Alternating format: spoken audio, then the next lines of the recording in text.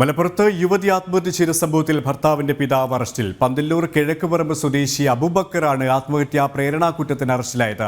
വ്യാഴാഴ്ചയാണ് തെഹദിലിയെ തൂങ്ങിമരിച്ച നിലയിൽ കണ്ടെത്തി. വിവരങ്ങളുമായി സോണൽ കൃഷ്ണ ചിരിയാണ്. സോണൽ, ഭർത്തൃപിതാവാണ് ഇപ്പോൾ അറസ്റ്റിലായിരിക്കുന്നത്. ആത്മഹത്യാ പ്രേരണ കുറ്റം ചുമത്തിയാണ് അറസ്റ്റ്. മറ്റ് വിശദാംശങ്ങൾ.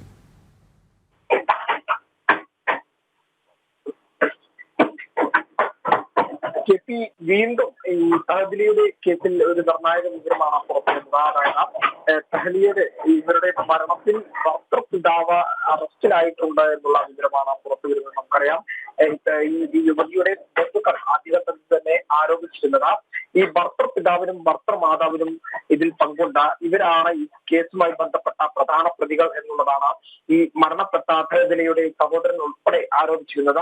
അതിലേക്ക് തന്നെയാണ് പിന്നീട് അന്വേഷണം പോയതും. അതിന്റെ ഭാഗമായിട്ട് തന്നെയാണ് ഇപ്പോൾ ഈ ഭർത്തൃപിതാവ് പന്തല്ലൂർ കിഴക്കുപറമ്പ് സ്വദേശി അബൂബക്കറിന്റെ അറസ്റ്റ് പോലീസ് രേഖപ്പെടുത്തുന്ന സ്ഥിതിയിലേക്ക് കാര്യങ്ങൾ എത്തിയത് എന്ന് വേണം നമുക്ക് നോക്കിക്കാണാൻ. കഴിഞ്ഞ വ്യാഴാഴ്ച രാത്രി 9 മണിയോടുകൂടിയാണ് തഹദില മരണപ്പെടുന്നത്. അതായത് ഭർത്തൃ വീട്ടില് സാറിന്റെ വീട്ടില് തൂക്കി മരിച്ച നിലയിലായിരുന്നു ഈ തഹദിലയെ കണ്ടെത്തുന്നത്. തുടർന്നാണ് ഈ ഭർത്തൃ വീട്ടുകാർ തന്നെ തഹദിലയുടെ ബന്ധുക്കളെ വിവരമറിയിക്കുന്നത്.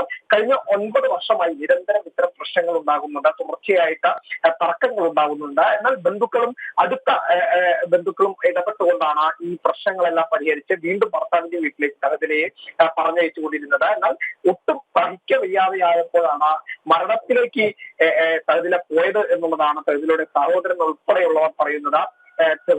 ഈ യുവതിയുടെ മരണപ്പെട്ട യുവതി തഹദിലയുടെ ഭർത്താവ് വിദേശത്താണ്. ഭർത്തൃമാതാവും ഭർത്തൃപിതാവുമാണ് നിരന്തരമായി തഹദിലയെ ക്രൂരമായി മാനസികമായും അതുപോലെ തന്നെ ശാരീരികമായും ദ്രോഹിച്ചുകൊണ്ടിരുന്നത് എന്നുള്ളതാണ് ബന്ധുക്കളുടെ പ്രധാനപ്പെട്ട ആരോപണം. ഇതുമായി ബന്ധപ്പെട്ട അന്വേഷണത്തിനൊടുവിലാണ് ഇപ്പോൾ ഈ ഭർത്തൃപിതാവ് അറസ്റ്റിലായിട്ടുണ്ട് എന്നുള്ള വാർത്ത പുറത്തു വരുന്നത്.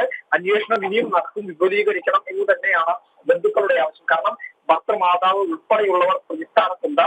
ഇവർക്കെതിരെയും കൃത്യമായ നടപടി സ്വീകരിക്കണം. ഭർത്താവിനെതിരെയും നടപടി സ്വീകരിക്കണം. കാരണം ഭർത്താവ് അറിഞ്ഞുകൊണ്ടാണ് ഇത്തരം പ്രവർത്തികൾ നടന്നത് എന്നുള്ള ഒരു ആരോപണം കൂടി ഈ തഹദിലയുടെ ബന്ധുക്കൾ ഉന്നയിക്കുന്നു എന്നുള്ളതാണ് ഏറ്റവും ശ്രദ്ധേയമായത്. കാരണം മറ്റൊരു കാര്യം എന്തെന്ന് വെച്ചാൽ കേരളത്തിൽ തുടർച്ചയായി ഇത്തരത്തിൽ നടക്കുന്ന ഗാർഹിക പീഡന മരണങ്ങളെല്ലാം തന്നെ നമുക്കറിയാം.